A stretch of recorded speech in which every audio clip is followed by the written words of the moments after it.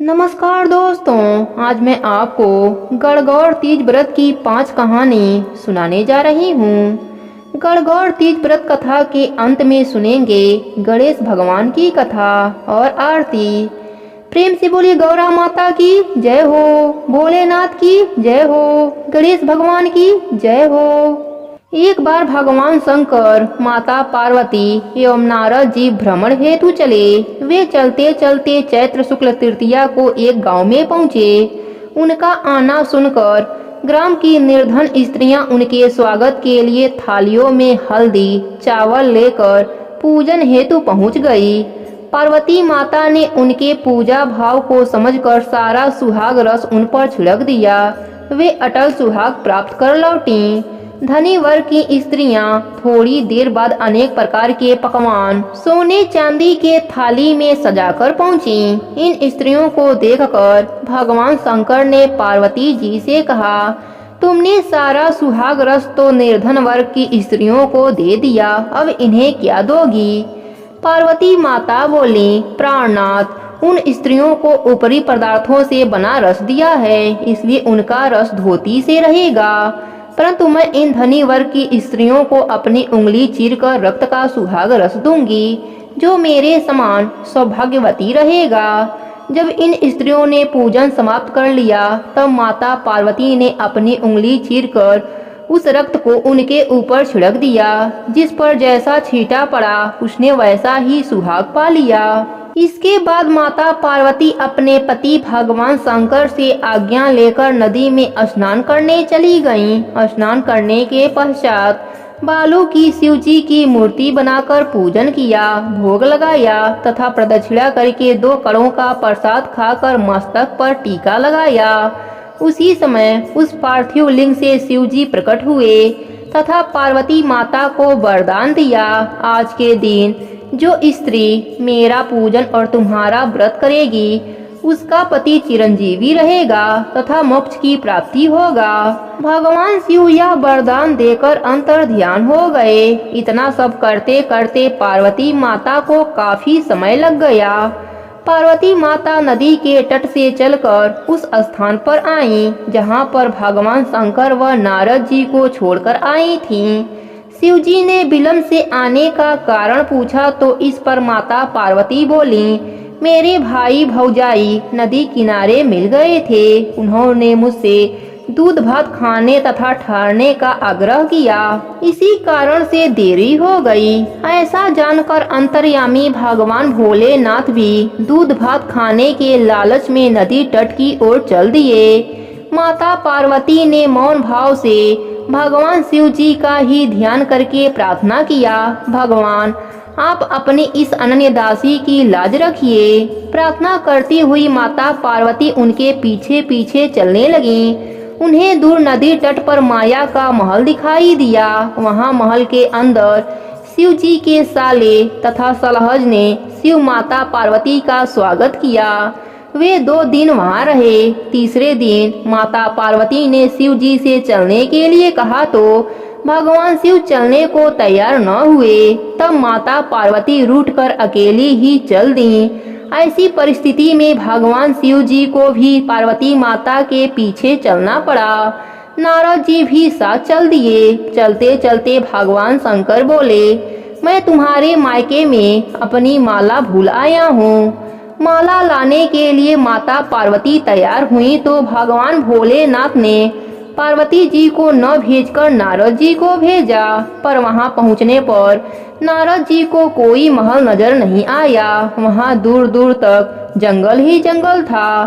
सहसा बिजली कौंधी। नारद जी को शिव जी की माला एक पेड़ पर टंगी दिखाई दी। नारद जी ने माला उतारी और भगवान भोलेनाथ के पास पहुँचे और सारा वृतांत बताने लगे। शिव जी हंसकर कहने लगे, यह सब पार्वती की ही लीला है। इस पर माता पार्वती बोली, मैं किस योग्य हूँ, यह सब तो आपकी कृपा है। ऐसा जानकर महर्षि नारद जी ने माता पार्वती तथा उनके पति व्रत प्रभाव से उत्पन्न घटना की मुक्त कंठ से प्रशंसा की। जहाँ तक उनके द्वारा पूजन की बात को छिपाने का प्रश्न है, वह भी उचित ही जान पड़ता है।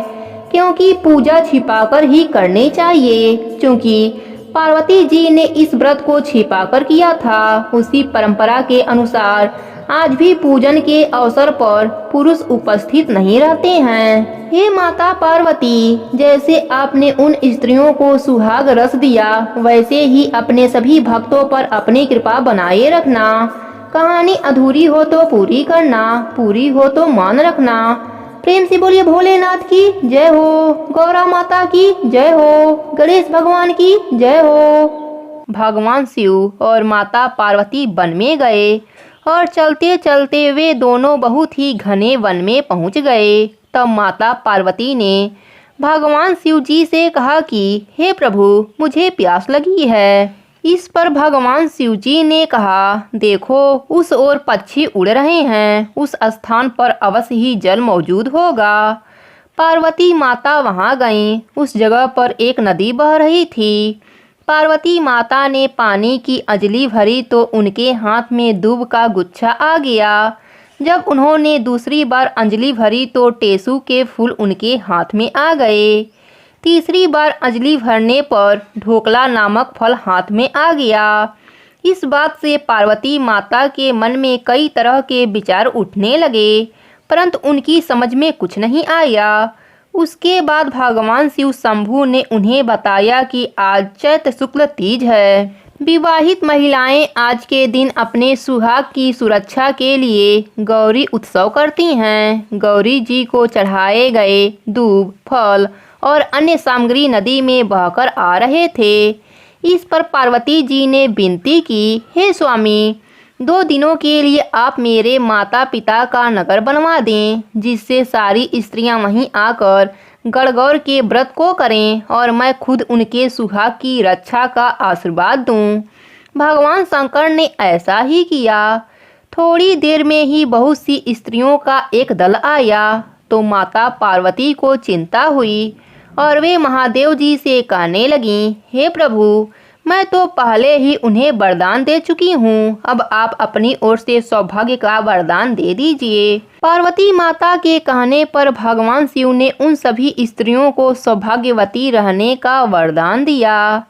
हे माता पार्वती, हे भगवान शंकर, जैसे आपने उन स्त्रियों की मनोकामना पूरा किया, वैसे ही आपकी कहानी कहने वाले, सुनने वाले और हुंकारा भरने वालों को भी उनकी मनोकामना पूर्ण करना। प्रेम से बोलिए माता पार्वती की जय हो, भगवान भोलेनाथ की जय हो। एक बार राजा ने जौ और चने बोए और माली ने अपने घर में दूब बोई। राजा के जौ चने बढ़ते गए और माली की दूब घटती गई। एक दिन माली ने सोचा कि क्या बात है, राजा के जौ चने तो बढ़ते जा रहे हैं और मेरी दूब क्यों घटती जा रही है।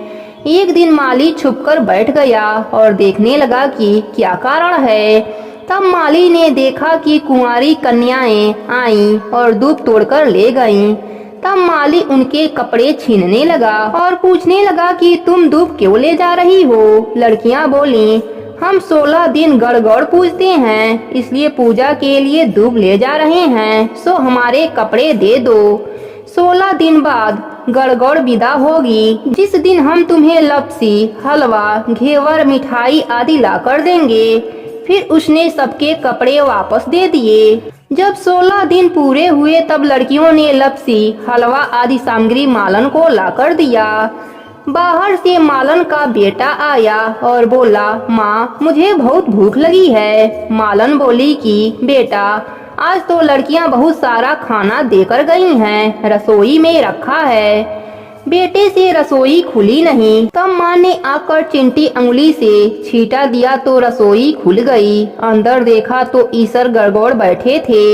ईश्वर जी ने बहुत सुंदर वस्त्र पहने हुए थे और गौरा माता मांग संवार रही थी। रसोई में अन्य धन के भंडार भरे पड़े थे। माली, मालन और उनके बेटे को ईश्वर गणगौर जी के सुंदर दर्शन हुए। हे गणगौर माता, जिस प्रकार माली के परिवार को दर्शन दिया, उसी प्रकार सबको दर्शन देना। ईश्वर जी भैया भाग और गोरा जैसा सुहाग सबको देना। गणगौर की कहानी कहता न सुनता न और सारे परिवार को देना। प्रेम से बोले गणगौर माता की जय हो, गौरा माता की जय हो। एक बार भगवान शिव व माता पार्वती जी कैलाश पर्वत से सृष्टि का भ्रमण करने के लिए उतरे तो सबसे पहले उनको एक गाय मिली जो बहुत ही तड़प रही थी क्योंकि उसको बच्चा होने वाला था। तो माता पार्वती को बहुत घबराहट हुई। उन्होंने भगवान से कहा कि मेरे तो आप गांठ बांध दो, मैं ऐसे दुख देख नहीं सकती। तब भगवान बोले अभी तो बहुत कुछ देखना है। तब दोनों आगे चले तो हथनी परेशान हो रही थी। फिर आगे चलने पर देखा कि राजा के रजवाड़े से उल्टे निशान हो रहे हैं। तब माता गौरा ने भगवान से पूछा कि यह क्या हो रहा है।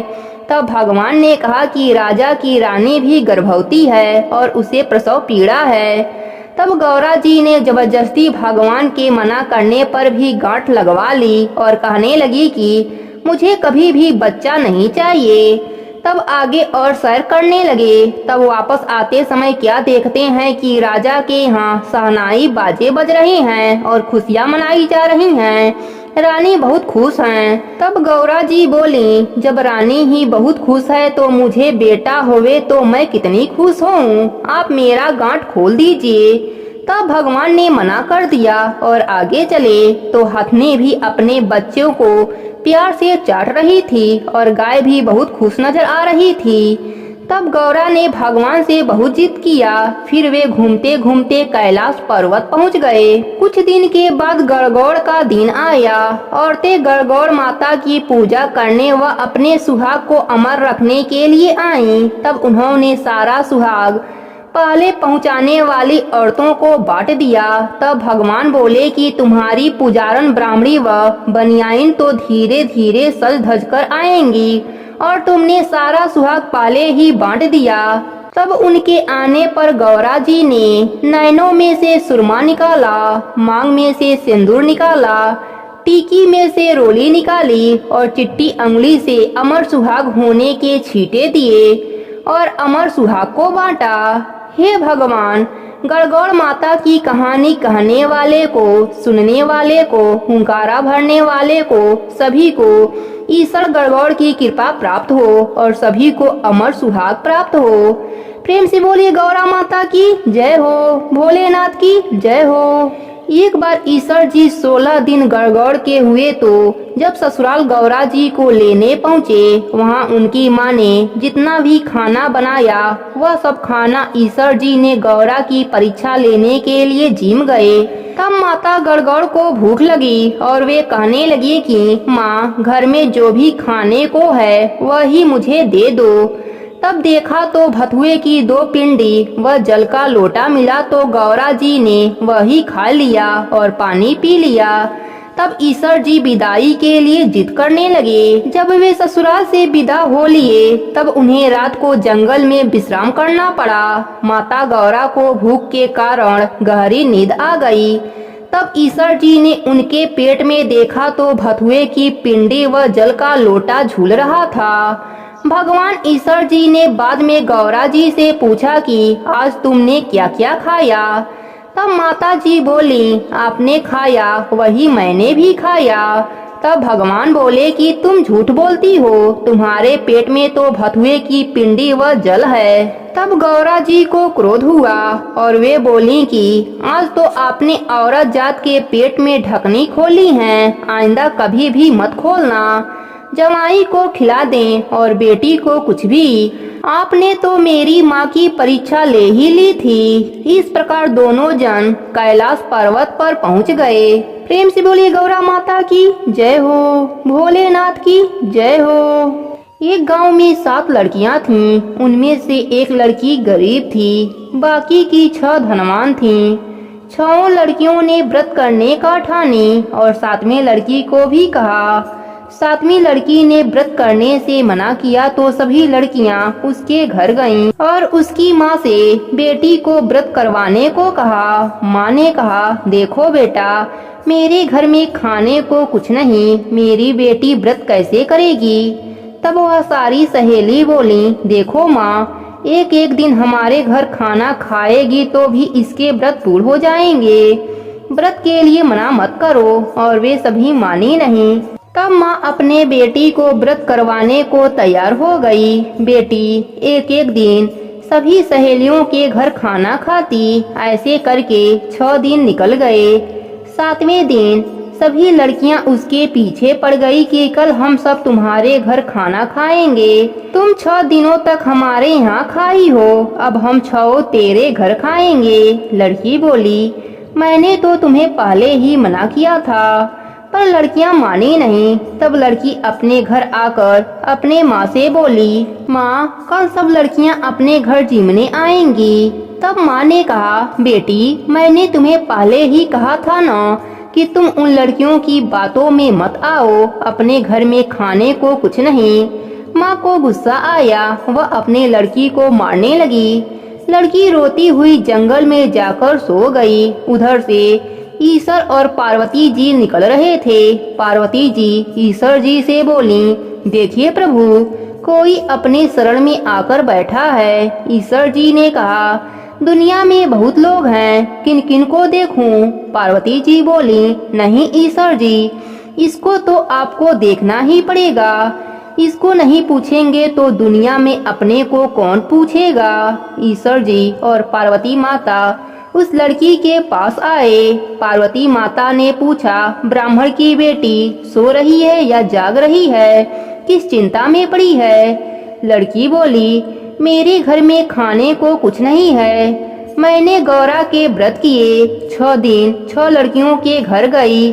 अब 6 लड़कियां मेरे घर जिमने को आवेंगी, मैं उनको क्या खिलाऊंगी? इस चिंता में मैं पड़ी हूँ। ईश्वर जी पार्वती जी को उस पर दया आ गई। उन्होंने कहा, जा यहाँ के कंकड़ पत्थर सारे इकट्ठे कर ले, घर के चारों कोनों में डाल देना और थोड़े पालने में डाल देना। लड़की से जितना उठा उतना उठा लिया और घर ले चली। पार्वती माता ने उसके टोकरी को हाथ लगा दिया। उसने घर आकर जैसे माता ने कहा था वैसे ही रख दिया और सो गई। सवेरे माँ बेटी से पूछने लगी, लड़कियों को क्या जिमाओगी? बेटी बोली, माँ कमरा खोलकर देख लो। माँ ने कमरा खोला तो चकित रह गई। वहाँ हीरे मोती जगमगा रहे थे और पालने में कंवर खेल रहा है। माँ ने कहा, बेटी यह सब कहाँ से लाई हो? बेटी बोली, माँ ईश्वर जी और पार्वती जी ने मुझ पर कृपा करी है, भगवान मुझ पर प्रसन्न हुए हैं। माँ उनमें से एक हीरा बाजार में लेकर गई, उसे बेचा और सारा सामान लाई, रसोई बनाई। सारे लड़कियां जीमने आईं और देखा उस लड़की के घर में बहुत ठाठ बाट हो गया है। 4 बजे शाम तक लड़कियां घर नहीं गईं तो उन लड़कियों के माताओं को चिंता हो गई कि हमारी लड़कियां भूखे बैठी होंगी। तो वह थोड़ा थोड़ा खाना लेकर उन लड़कियों के घर पहुंची। आकर वह सभी क्या देखती हैं कि लड़कियां आनंद से खेल रही हैं। सभी लड़कियों की माताएं पूछने लगी कि लड़की, तेरे घर में कल तक तो कुछ भी नहीं था, आज यह वैभव कहाँ से हो गया? तो लड़की ने कहा कि मेरे ऊपर ईश्वर जी और गौरा माता प्रसन्न हुए हैं और उसने सारी बात बताई। ऐसा सुनकर उनमें से एक के मन में ईर्ष्या हुई और वह भी अपने बेटी से बोली, तू भी टोकरी लेकर जंगल में चली जा, ईश्वर जी गौरा जी हमें भी धन देंगे। तब बेटी बोली, माँ भगवान भूखे को तृप्त करता है, धनवान को नहीं। पर माँ फिर भी नहीं मानी। आखिर बेटी को जाना पड़ा। वह जंगल में जाकर सो गई। ईश्वर जी उसके सपने में आए और बोले, बेटी तू सो रही है या जाग रही है? बेटी बोली, चिंता में हूँ, मैंने लड़कियों को जिमाने के लिए बुलाया है पर मेरे घर में कुछ भी नहीं। तब ईश्वर जी ने कहा, सुबह उठकर बगीचे से पत्ते ले जाना। वह उठकर बगीचे से ढेर सारा पत्ता ले जाकर माँ को दे दिया। बेटी बोली, माँ लड़की जिमने आएंगी तो इसको उबाल कर दे देना। फिर लड़कियों को अपने घर जिमने के लिए बुलाई। लड़कियाँ कहने लगी, तुमने एक बार जिमा दिया, अब क्यों बुलाती हो? वह नहीं मानी। वह सबको कह आई। माँ ने पत्तों को उबाला। बेटी ने बर्तन खोला तो डर गई, उसमें तो सांप बिच्छू भरे पड़े हैं। वह घबराकर ब्राह्मण के लड़की के पास गई और बोली, तुम्हारे घर में धन हो गया और मेरे घर में सांप बिच्छू कैसे हो गए? तब उसकी माँ बोली, भगवान भूखे को देता है। तब लड़की माँ जी के पैर पड़ी। तब उसकी माँ बोली, मेरे पैर मत पकड़, ईश्वर जी गौरा जी के पैर पकड़। तब वह लड़की ईश्वर जी गौरा जी के पास गई और पैर पकड़ लिया। ईश्वर जी ने कहा, तेरे धन में से आधा धन ब्राह्मण के बेटी को दे दोगी तभी मैं यह माया समेटूंगा। वह घर आई, गालियां उगलती गई और धन देती गई। फिर भी उसके घर में एक सांप और एक बिच्छू रह गए। वह वापस ईश्वर जी के पास गई। ईश्वर जी बोले, तेरे पास अभी 2 सुइयां बची हैं, उनमें से एक सुई उसे दे दो तो वह सांप बिच्छू खत्म हो जाएंगे। उसने ऐसा ही किया तो सर्वत्र शांति हो गई। हे ईश्वर जी, हे गौरा माता जी, जैसे आपने ब्राह्मण के बेटी पर प्रसन्न हुए वैसे ही अपने सभी भक्तों पर प्रसन्न होना। कहानी अधूरी हो तो पूरी करना, पूरी हो तो मान रखना। प्रेम से बोले ईश्वर जी की जय हो, गौरा माता की जय हो।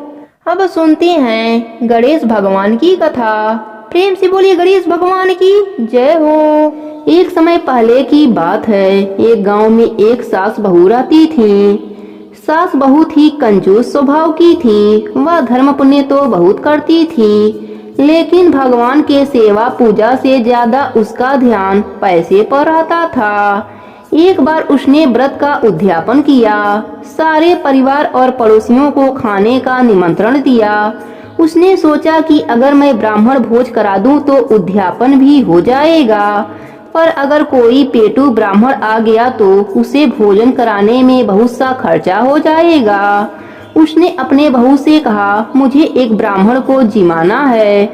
तुम एक काम करो, कोई छोटा लड़का देखकर न्योता देकर आ जाओ और एक व्यक्ति की रसोई ज्यादा बना लेना। बहू घर से बाहर गई। कुछ दूर पर ब्राह्मण के लड़के गेम खेल रहे थे।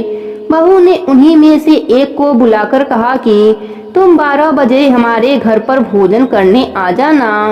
लड़के ने कहा, मेरा नाम गणेशा है, तुम मुझे गणेशा गणेशा पुकारना, मैं उसी समय आ जाऊंगा। बहू ने घर जाकर रसोई में खाना बनाया। उसके बाद वह घर के बाहर गई।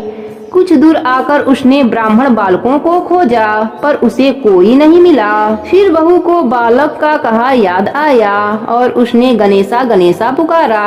तब अचानक से वह बालक बहू के सामने आ गया। बहू उसे घर लेकर आई और कहा, ब्राह्मण देवता आप हाथ मुंह धो लो। फिर बहू ने सुंदर थाली में भोजन सजाकर उस बालक के सामने रख दिया। सास छोटे से ब्राह्मण को देख बड़ी खुश हो रही थी। साथ ही मन में सोच रही थी कि बड़े ही कम खर्च में ब्राह्मण भोजन हो जाएगा। उस बालक ने पूरा भोजन समाप्त कर दिया। फिर और भोजन लाने को कहा। वह खाता ही जा रहा था, उठने का नाम ही नहीं लिया। धीरे धीरे वह बालक पूरे घर और मेहमानों का भोजन चट कर गया। सास बहू को मन ही मन कोस रही थी कि कैसे को न्योता दिया, पर अब क्या किया जा सकता था। भोजन करने के बाद उस लड़के ने दक्षिणा में चांदी का सिक्का मांगा।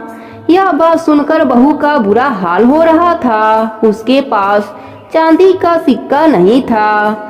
बहू सास के पास सिक्का मांगने को आई। सास ने उसे 2-4 बातें सुनाकर चांदी का सिक्का यह सोचकर दिया कि अगर दक्षिणा नहीं देंगे तो ब्राह्मण भोज का पुण्य हमें प्राप्त नहीं होगा। बहू ने ब्राह्मण बालक के पांव पूजे और सिक्का देकर उसे विदा किया।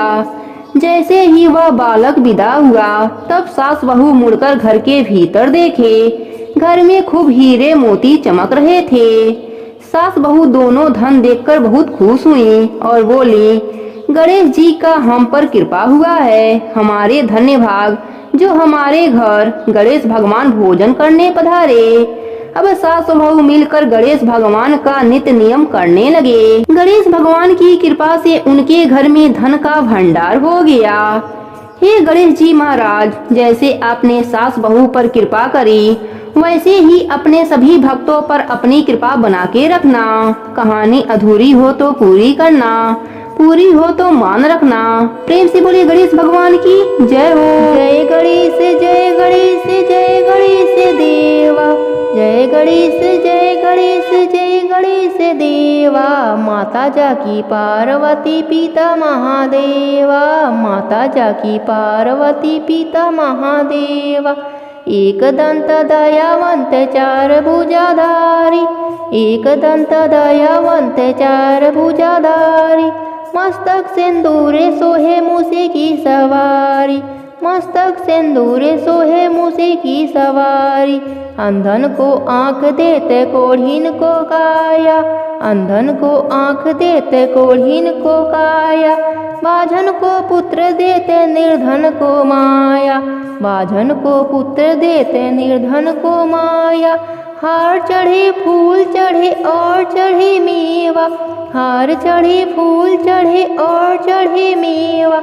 लड्डुअन का भोग लगे संत करें सेवा, लड्डुअन का भोग लगे संत करें सेवा। दीनन की लाज रखो शंभु सूते वारी, दीनन की लाज रखो शंभु सूते वारी। कामना को पूरा करो जगे बलिहारी, कामना को पूरा करो जगे बलिहारी। जय गणेश जय गणेश जय गणेश देवा, जय गणेश जय गणेश जय गणेश देवा। माता जाकी पार्वती पिता महादेवा, माता जाकी पार्वती पिता महादेवा। जय शिव ओंकारा भज शिव ओंकारा, जय शिव ओंकारा भज शिव ओंकारा। ब्रह्मा विष्णु सदा शिव अर्धांगिनी धारा, ब्रह्मा विष्णु सदा शिव अर्धांगिनी धारा। एकानन चतुरानन पंचानन राजे, एकानन चतुरानन पंचानन राजे। हंसासन गरुड़ासन वृषवाहन साजे, हंसासन गरुड़ासन वृषवाहन राजे। दो भुज चार चतुर्भुज दस भुज अति सोहे, दो भुज चार चतुर्भुज दस भुज अति सोहे।